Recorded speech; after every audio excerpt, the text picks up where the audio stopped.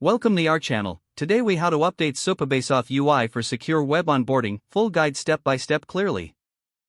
To update the Supabase auth UI for secure web onboarding, first, ensure you have your Supabase project ready. Log into your Supabase account and navigate to your project dashboard. Access the authentication settings by selecting the authentication option from the sidebar. Enable the appropriate authentication methods you want to use, such as email, social OAuth, or magic links.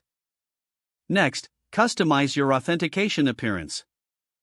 Go to the Settings tab within the Authentication section. Here, you can modify branding options such as logo, colors, and styles to align with your web application's theme. Make sure to apply secure design principles to ensure users feel safe during onboarding. Next, integrate the Supabase client into your web application. Install the Supabase JavaScript library using npm or yarn. Import the Supabase client into your JavaScript project. Initialize the Supabase client with your project URL and API key. Begin setting up your authentication forms.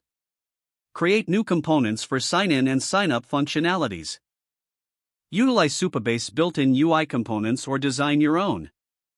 In the sign-up component, include necessary fields such as email and password.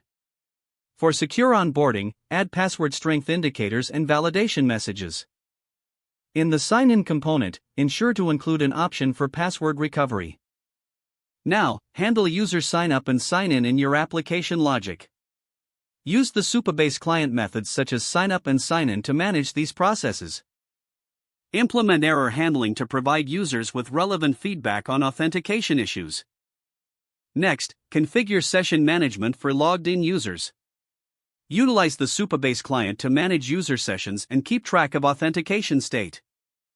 Add logic to redirect users after successful sign-up or sign-in to enhance user experience.